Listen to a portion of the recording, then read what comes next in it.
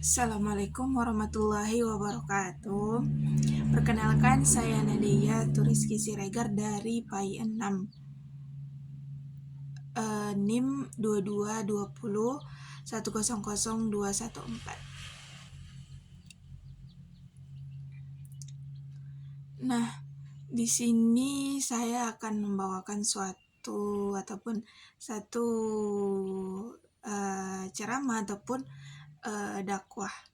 Nah, sebelum itu puji syukur kita panjatkan kehadirat Allah Subhanahu wa Ta'ala yang telah memberikan kita beribu-ribu nikmat, diantaranya nikmat kesehatan, nikmat kesempatan, sehingga masih bisa mendengar sepatah ataupun dua patah dari saya. Salat dan salam semoga tercurahkan ke junjungan kita Nabi besar Muhammad SAW yang berlapaskan Allahumma sholli ala Sayyidina Muhammad wa ala ali Sayyidina Muhammad. Bapak-bapak ataupun ibu-ibu ataupun teman-teman, kawan-kawan, hadirin sekalian, saya ingin bertanya, siapa di sini yang sehari itu nggak pegang HP itu rasanya kayak dompetnya hilang ataupun nggak pegang uang gitu? Siapa ayo? Benar kan? Nah, kita sekarang itu hidup di zaman ataupun di era yang serba digital. Bangun tidur yang dicari bukan air minum, ataupun biasa kan kalau bangun tidur kan minum ataupun langsung wudhu, tetapi apa? Handphone. Mau tidur yang dilihat itu bukan ataupun sebelum tidur itu bukan baca doa, tetapi langsung scroll TikTok. Nah, saking canggihnya HP ataupun gadget kita itu, jempol ataupun jari-jari kita ini itu jadi manja, jadi keenakan gitu.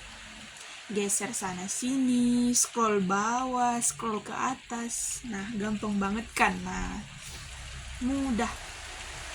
Momo doma nama scroll HP. Nah, tapi kita perlu ingat, dari kemudahan jari-jari kita ini, dari kemanjaan jempol dari jari-jari kita ini, itu pasti memiliki resiko yang besar. Nah, jangan sampai akhlak kita juga ikut-ikutan mudah ataupun ikut-ikutan manja dan hilang kendali.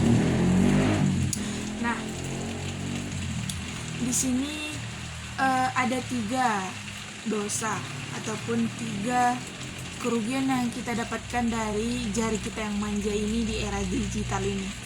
Nah, yang kita bahas itu adalah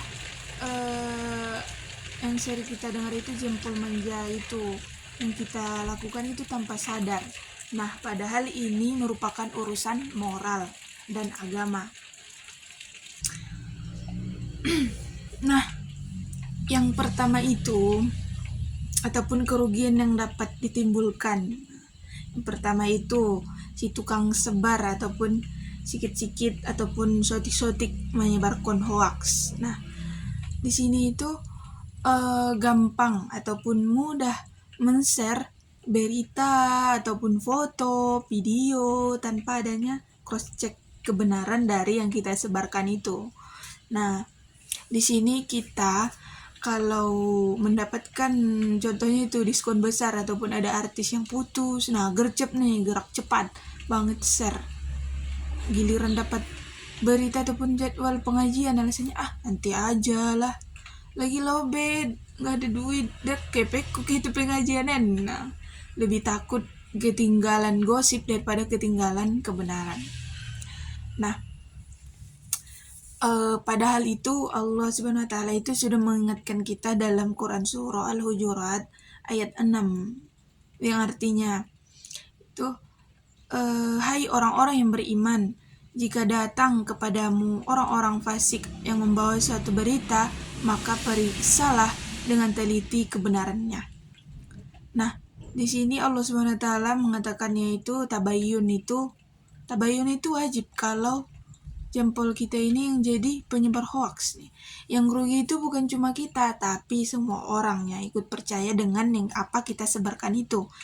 Satu kali share itu berita bohong, dosanya itu kayak apa? Kayak jualan sayur yang basi. Nah, meracuni banyak orang. Nah, yang kedua itu penghakiman kepada si pemberi komentar ini.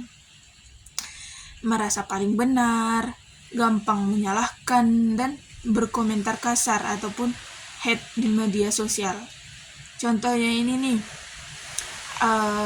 ada postingan orang yang lagi makan, nah komentar meon, sungo ni panganunnya pesen na unjo yang mangan natabo, nah kan. Ada orang yang pakai baju sedikit terbuka dan langsung dihujat habis-habisan. Nah, padahal aurat kita itu sendiri juga belum tentu tertutup ataupun sempurna. Nah, kita yang merasa kayak Tuhan nih di kolom komentar yang berkomentar itu padahal cuman remahan rengginang di dunia nyata. Nah, seperti pesan Nabi Muhammad SAW itu, barang siapa yang beriman kepada Allah dan hari akhir, maka berkatalah yang baik atau diam. Nah, di era ataupun di zaman digital ini itu berkata baik itu atau scroll aja. Jangan biarkan lisan ataupun jari kita ini menjadi pisau ataupun menjadi sesuatu yang menyakiti orang lain. Nah, yang ketiga itu apa? Yaitu jempol yang kepo ataupun berlebihan, si tukang intip ataupun akun ibu tuh ya sudah nanti sibuk mengintip profil, mengkorek-korek aib orang, mencari keburukan orang lain. Nah, ataupun ada komentarnya gibah digital kan.